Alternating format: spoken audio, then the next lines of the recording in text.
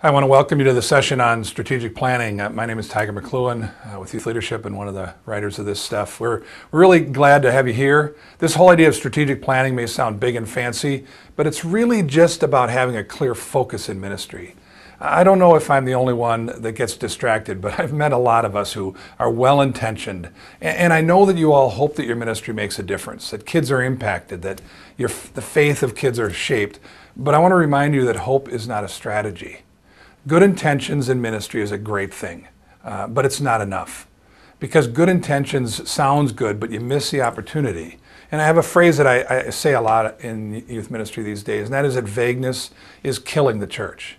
Vague ideas that sound good, theology that remotely gets us close to good things, but vagueness is killing us. And what we're going to try to talk about here is to give you an idea on how to be a little more focused. We're not asking for big vision, mission statements. We're talking about simply a profoundly difficult question that I would encourage you to ask when you're sitting in the parking lot before a youth group or before you go on the trip. And that is, why am I here?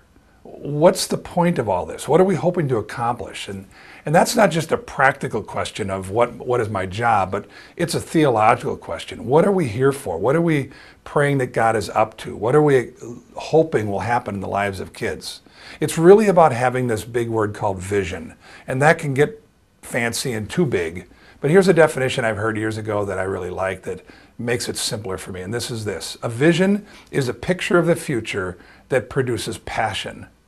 It's something that you look down the road and you get excited about. For me, when I see young people growing in their faith, that's a vision for me of something that produces passion. And strategic planning is therefore not all about the details. It's not all about the program.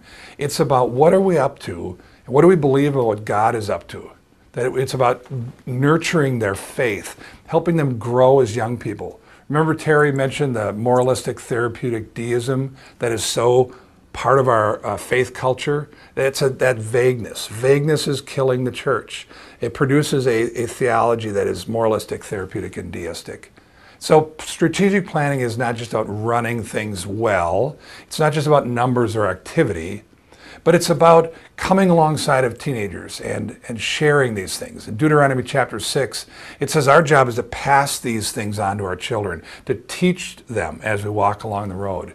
That's strategic planning. That's thinking to the next generation, not with vagueness, but with intentionality, acting in a certain way so that we create memories and create opportunities of faith growth.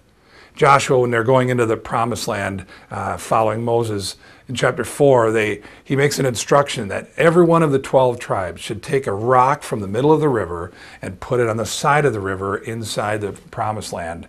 And they asked, why would we do that? And he said, so that when your children see those rocks and ask, what are they there for? You can tell the story.